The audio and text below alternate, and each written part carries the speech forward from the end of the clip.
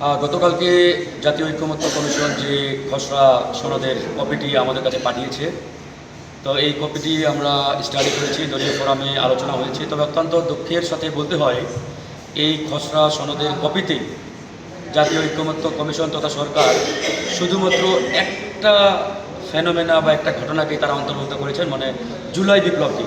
কিন্তু এই জুলাই বিপ্লব তো একদিনে তৈরি হয় নাই বা একদিনে সৃষ্টি হয় নাই। এই জুলাই বিপ্লব বা জুলাই গণঅভ্যুত্থান সৃষ্টি করতে গিয়ে আমাদের অন্ততপক্ষে 10-15 বছরের একটা লড়াই করতে হয়েছে। বিশেষ করে যে কোটা আন্দোলনকে কেন্দ্র করে এই জুলাই বিপ্লব বা জুলাই গণঅভ্যুত্থান, এই কোটা আন্দোলনের সূচনাটা হয়েছিল 2018 সালে ঢাকা বিশ্ববিদ্যালয়ের মাটি থেকে।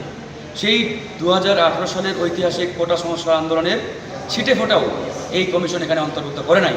তো এখান থেকে এটা প্রতীয়মান যে 1971 সালকে যেভাবে আওয়ামী লীগ তাদের পৈতৃক সম্পত্তি মনে করে, যে 71-এর মুক্তিযুদ্ধ মানেই আওয়ামী লীগের সম্পত্তি, ঠিক একইভাবে 24-এর গণঅভ্যুত্থান মানেই এই কথিত যে রাজনৈতিক দল যারা নতুন আসছে বা এই সরকারের পৃষ্ঠপোষকতায় যে রাজনৈতিক দলটি ইতিমধ্যে গড়ে উঠছে, মানে এদের পৈতৃক সম্পত্তি হিসাবে এটাকে দেখানোর একটা মহা প্রয়াস জাতীয় ঐক্যমত্য কমিশন চালাচ্ছে। এটার তীব্র নিন্দা এবং প্রতিবাদ আমি মিডিয়ার মাধ্যমে জানাচ্ছি। একই সাথে আমরা কমিশনে কড়া প্রতিবাদ জানাবো এবং আমরা স্পষ্ট করে বলব, এই জুলাই বিপ্লবের যে ফাউন্ডেশন, যেখান থেকে এই বিপ্লবের সূচনা, সেই 2018 সালের কোটা সংস্কার আন্দোলনকে এখানে অবশ্যই অন্তর্ভুক্ত করতে হবে। অন্যথায় এই জুলাই সনদে গণ অধিকার পরিষদ স্বাক্ষর করবে না। অঙ্গীকার নামার জাস্ট তারা কাঠামোটা আমাদের সামনে দিয়েছেন, এখনও বিস্তারিত দেন নাই। তো বিস্তারিত যখন আমরা হাতে পাবো, আমরা স্টাডি করে দেখবো আসলে তারা কি করতে চান, কি তাদের উদ্দেশ্য। তো বিস্তারিত পড়ে তাহলে এবারে তখন আসলে কমেন্ট দেওয়া সম্ভব হবে।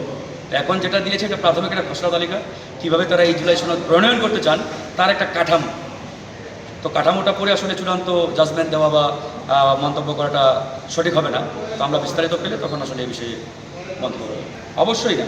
একই সাথে শুধু 18 সাল না, আমি মনে করি বিগত 17 বছরের যে ফ্যাসিস্ট দুঃশাসনকাল আমরা অতিক্রম করেছি, এই দুঃশাসনকালে যতগুলো গুরুত্বপূর্ণ লড়াই বাংলাদেশে সংগঠিত হয়েছে, প্রত্যেকটা সংগ্রামকে এখানে অন্তর্ভুক্ত করতে হবে।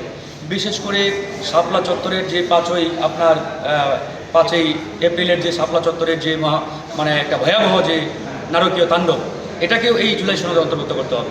2018 সালের কোটা আন্দোলনকে অন্তর্ভুক্ত করতে হবে।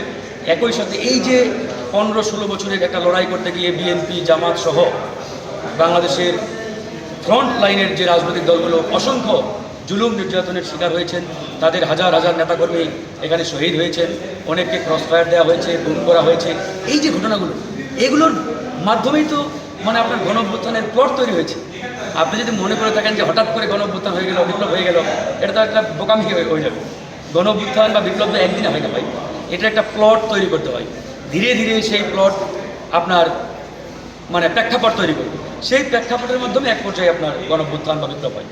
তো আজকে সরকার যদি আমাদের সেই প্লট বা প্রেক্ষাপটকে অস্বীকার করে শুধুমাত্র এই জুলাইয়ের 36টা দিনকে তারা মহিমান্বিত করতে চায়, হাইলাইটস করতে চায়, আর বাকি ঘটনাগুলোকে স্কিপ করতে চায়, তাহলে তো এটা আসলে আমরা মেনে নেব না বা অন্যান্য দলগুলোও মেনে নেবে না, আমার মনে হয়।